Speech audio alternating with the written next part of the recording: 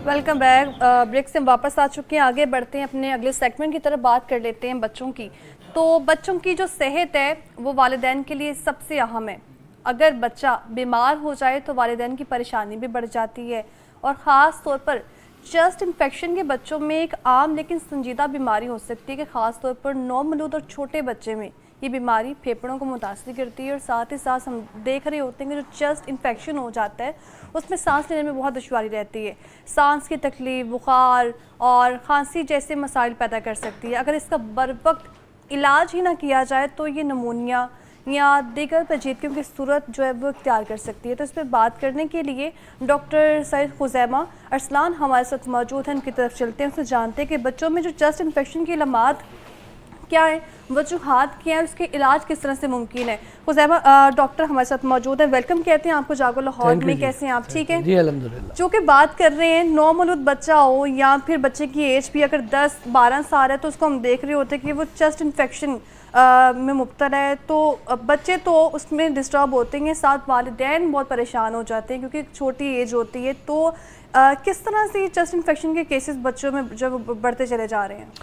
बिस्मिल्लाहिर्रहमानिर्रहीम। देखिए, इसमें सबसे जो इम्पोर्टेंट चीज़ है ना वो बच्चों की इम्यूनिटी का लेवल है। इम्यूनिटी का लेवल। बच्चे आपको पता है कि उनके वो इम्यून लेवल नहीं होते जो कि एक एडल्ट के होते हैं। ठीक है। इस वजह से बच्चे बीमार भी ज़्यादा होते हैं। ना सिर्फ चेस्ट इन्फेक्शन बल्कि दूसरी इन्फेक्शन का भी उनमें रेट ज़्यादा है एज़ कम्पेयर टू एडल्ट। तो जहाँ तक आपने बताया जी क्यों होते हैं, ज़्यादातर ये इलनेसेस वायरसेस से होती हैं। ठीक है। और आपने देखा जो स्कूल गोइंग बच्चे होते हैं, एक को खांसी नज़ला ज़ुकाम होगा, वो फिर स्प्रेड करते पूरी क्लास को हो जाता है। अच्छा। और वो फैलते ही फैलते वही बच्चा फिर घर ले आता है, वहीं से उसके छोटे बहन भाइयों को होता है और इस तरह करके वायरस बड़ी तेजी से फैलता है। तो एक तो ज़्यादातर बड़ी वजह वायरसेस हैं, इनमें बैक्टीरिया भी है, फंगस भी है, लेकिन उनकी परसेंटेज इससे कम है, ज़्यादातर वायरसेस ही होते हैं। अब उसमें अलामात की जहाँ तक आपने बात की तो इसमें सबसे जो नॉर्मली बच्चे आते हैं जिन चीज़ों के साथ, उसमें उनकी ब्रीदिंग का प्रॉब्लम होता है, कॉफिंग होती है। अगर साथ में फ्लू भी चल रहा है तो फ्लू के सिम्टम के साथ स्नीजिंग के साथ आएंगे। और जब इनका नमोनिया डेवलप हो जाता है प्रॉपर तो फिर उसमें फीवर भी एक अलामत में ऐड हो जाता है। और जो मतलब आप कह लें कि शिद्दत बढ़ती है तो इनकी सिम्टम की भी शिद्दत बढ़ती है और फिर बच्चा खाना पीना भी छोड़ देता है, खाना पीना भी, और फिर बात एडमिशन तक चली जाती है। और ये चीज़ें अब आपको पता है, अगर किसी के भी जो मतलब वालिदैन हैं जो सुन रहे हैं, किसी का भी बच्चा जब बीमार होता है तो परेशानी तो होती है, चाहे वो माइनर लेवल की बीमारी हो या ज़्यादा बीमारी हो। ठीक है, इसका इलाज किस तरह से मुमकिन और क्या वजूहात है, इस पर भी हम बात करेंगे। कॉलर ने हमें ज्वाइन किया, जंग से अंसर अब्बास उनका नाम है। अस्सलाम वालेकुम अंसर, कैसे हैं आप? ठीक है। वालेकुम अस्सलाम। जी मैम ठीक हूँ। क्या सवाल है आपका? मेरा सवाल यही है कि मेरा बच्चा है 4 साल का, तो ठीक है, उसको टेस्ट करवाया, जिगर में थोड़ी सी गर्मी पहुंची है, तो उसके लिए क्या ट्रीटमेंट करनी चाहिए?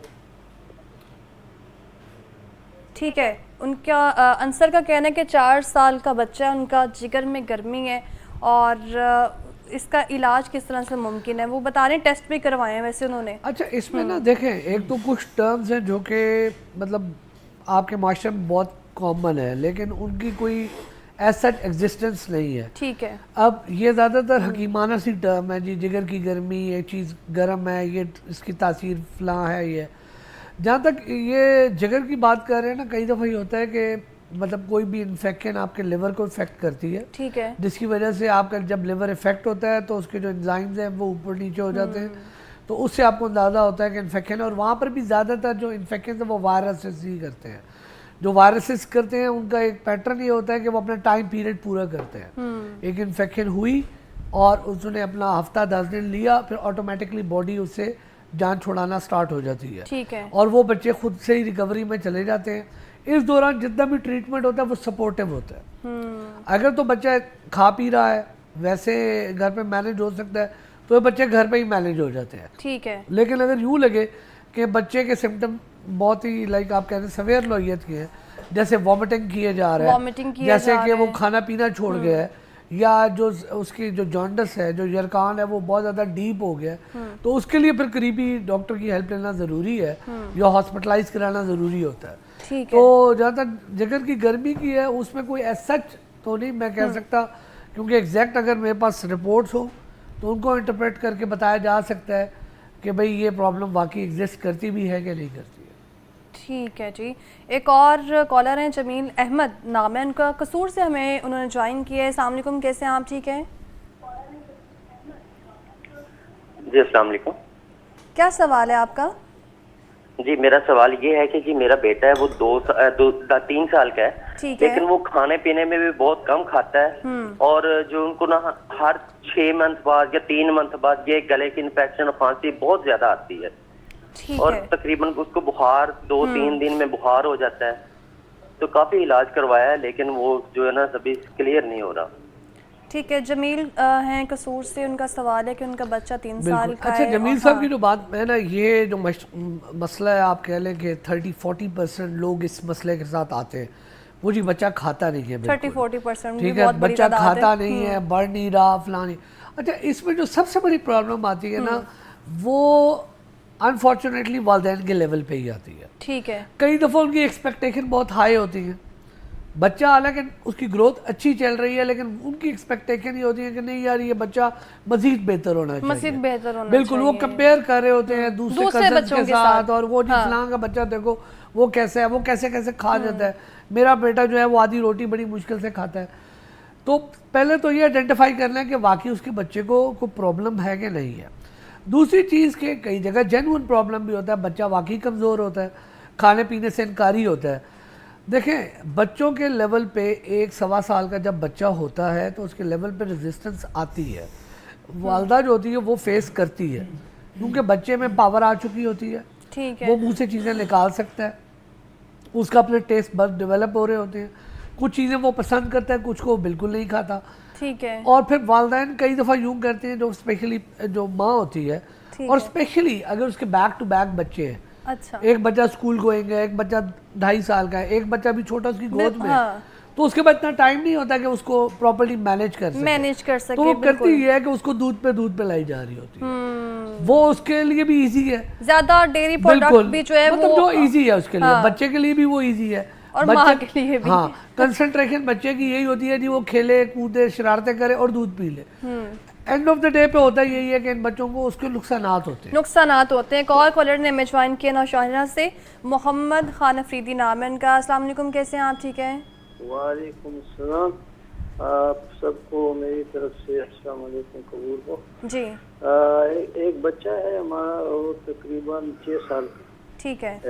1 महीना पहले उसको यरकान हो गया था। अभी वो उसमें चिड़चिड़ापन आ गया है, खाने में जो है ना वो नखरे करता है, ये नहीं वो नहीं, स्कूल जाने में भी मसला पैदा करता है। तो इसका क्या हो सकता है इलाज? ठीक है, मोहम्मद खान अफरीदी का सवाल तो आप समझ ही गए होंगे कि बच्चा 6 साल का है, वही शिकायत कि बच्चा खाना नहीं खा पा रहा है, एक्टिव नहीं है। ठीक है, देखिए उसको यरकान भी है, उसकी वजह से कुछ ज़्यादा ही। देखिए यहाँ पर ना मैं एक पैगाम देना चाहूँगा वालिदैन के लिए कि अपने बच्चों को कोशिश किया करें कि जितनी हाइजीनिक प्रोडक्ट्स दे सके वो दे, और उसमें सबसे बेहतरीन ये है कि बच्चों को में आदत डालने की कोशिश करें माएँ कि वो घर का खाना खाएं। देखिए, मैं इस हकीकत को मानता हूँ कि भाई बच्चों के अंदर बाहर के खाने की अट्रैक्शन ज़्यादा होती है, लेकिन वो न्यूट्रिशनली बिल्कुल भी अच्छे और उसको बताने वाले भी शायद पेरेंट्स ही हैं कि बाहर से जो है वो आपको फ्राइज मिलेंगे, बर्गर मिलेगा। देखिए पेरेंटिंग भी बहुत इम्पोर्टेंट है, बिल्कुल। बच्चों की बाकी चीज़ें तो बाद में होती हैं, एक पेरेंटिंग भी बड़ी इम्पोर्टेंट है। वालिदैन खुद से भी ऐसी चीज़ें दे रहे होते हैं बच्चों को जो कि उनके लिए मुनासिब नहीं है, लेकिन यहाँ पर मैं चाहता हूँ कि कोशिश किया करें कि घर की चीज़ें ही दें। अब जिससे ये बात बता रहे हैं, डेफिनेटली बच्चे बाहर से ऐसी चीज़ें खा लेते हैं, उनको इन्फेक्शन हो जाती है। अब जब इन्फेक्शन हो जाती है तो मैंने बताया वो अपना टाइम पूरा करके जाएगी, और कई दफ़ा उसको आफ्टर इफेक्ट्स भी होते हैं। किसी को अगर हेपेटाइटिस हो जाता है तो वो हफ्ता 10 दिन तो उसमें मुब्तला रहेगा, उसके बाद उसको रिकवरी में भी महीने लग जाते हैं। तो एट फर्स्ट प्लेस आप कोशिश किया करें बच्चों की जो बाहर की डिमांड्स हैं उनको रेजिस्ट करें। ये जो बार बार कहते हैं नहीं वो जी बच्चे हमारे फिर बीमार हो गए, बच्चे हमारे फिर बीमार हो गए, क्योंकि बच्चे तो आते नहीं चेंज करेंगे, लेकिन वालिदैन को चाहिए कि वालिदैन को चाहिए बिल्कुल। आलूदा माहौल जो है उसमें अगर हम बात करें तो सबसे ज़्यादा नंबर 1 पे जो है वो चेस्ट इन्फेक्शन है, जिससे सबसे ज़्यादा बच्चे जो है वो मुतासिर हो रहे हैं। इसके अलावा कौन कौन से इन्फेक्शन होते हैं जिससे बच्चे जो है वो मुतासिर हो रहे हैं? देखिए इसमें जो ज़्यादातर तो वही है, क्योंकि इनहेल करते हैं तो चेस्ट इन्फेक्शन कॉमन है बच्चों में। इसके अलावा आपकी स्किन की इन्फेक्शन बहुत कॉमन है, स्किन पे इन्फेक्शन हो जाती है। और अगर देखा जाए तो इसमें क्या कहते हैं एक्सीडेंटल चीज़ें भी हैं जो कि हो सकती हैं इनके साथ। जब स्मॉग का मौसम होता है तो आपको पता है कि वो विजिबिलिटी भी कम हो जाती है, बिल्कुल। तो ये सारी चीज़ें हैं, लेकिन कॉमन इसमें चेस्ट इन्फेक्शन ही है।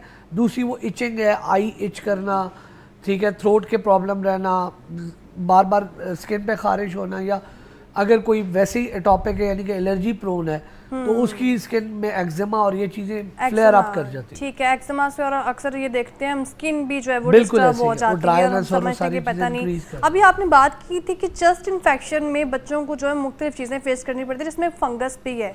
तो चेस्ट इन्फेक्शन का फंगस के साथ क्या मतलब कंसर्न है, किस तरह से फंगस हो सकता है? देखिए फंगल इन्फेक्शन ज़्यादातर नॉर्मली बच्चों में तो कम पाई जाती है, ठीक है, लेकिन जो इम्यूनो कॉम्प्रोमाइज्ड है, जैसे वो बच्चे जिनकी इम्यूनिटी बहुत लो है उनमें ये इनके होने के चांसेस ज़्यादा हैं। तो उसमें ये कि हमारी फिजा में आपको पता है फंगस भी मौजूद है, बैक्टीरिया भी मौजूद है और वायरसेस भी मौजूद है। वायरस की तादाद बहुत ज़्यादा है, वायरसेस से इम्यूनिटी भी आपको पता है टाइम से लगती है, इस वजह से भी वायरसेस कॉमन है। बैक्टीरियल का ये है कि बैक्टीरिया उस तरह से फैलता नहीं जिस तरह वायरस फैलता है।